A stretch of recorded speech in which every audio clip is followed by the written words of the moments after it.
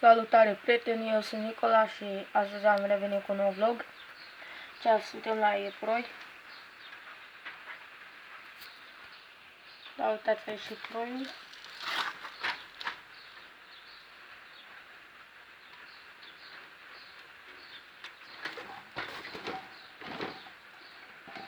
Și-am vărsat apa. Aici am mâncat iarba.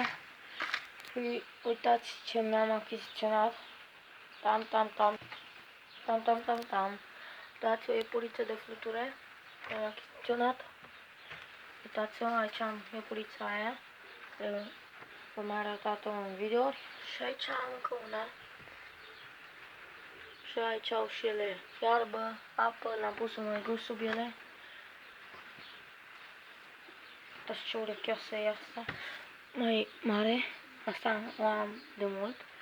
Și să vă arăt iepuraica cu pui. Uitați aici și iepurița cu puii.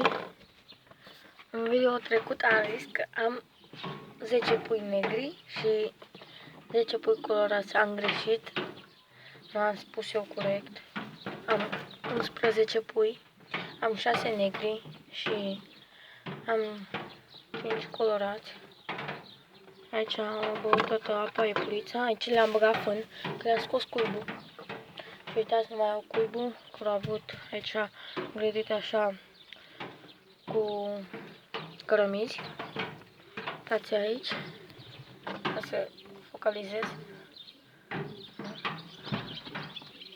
Uitați, micuțul ăsta, ce frumos este. Deci toți în afară de cei negri arată așa ca și fluturile la cap. Uitați, aici așa și la ochi. Și maică sa e asta și cu iepuroiul ala meu. Uitați. Stați. Vedeți? Ăștia colorați toți arată ca fluturi. Ca un fluture german la față. Uitați. Și prichindelul ăsta. Deci toți arată. Aici deja au ieșit din cuib și de-aia le-am luat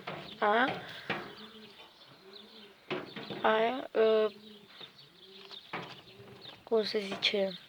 Am și uitat. Astea le-am luat. Asta. Cărămizile. Și le-am luat. Că deja ieșeau din cuib și nu se prea puteau urca înapoi. Că săreau peste alea și nu prea puteau să vină înapoi. Așa mai bine am zis că le bag fân peste tot și așa este unde vreau ei. Uitați micuțul acesta, ce micuț este ăsta. Vom să revenim, să mergem și la porumbei. Aici avem și noutăți.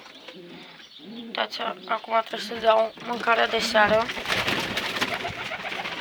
Uitați aici la strase. A ieșit un pui, ieri a ieșit, și oul care trebuie să iasă astăzi sau mâine. Stați un pic să verific dacă are niște spărtături. Nu se vede nicio spărtătură la ei. Așa, hai să mergem. Uitați cum v-am spus. A ieșit de acolo. Vedeți? Este iepuraș. Cea mama lui, lângă ea.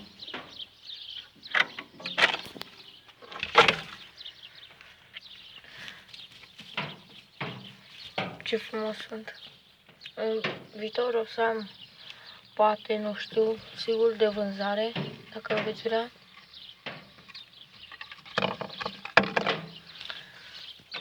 Bun, și cam atât a fost cu acest vlog. Cu voi a fost Nicolas.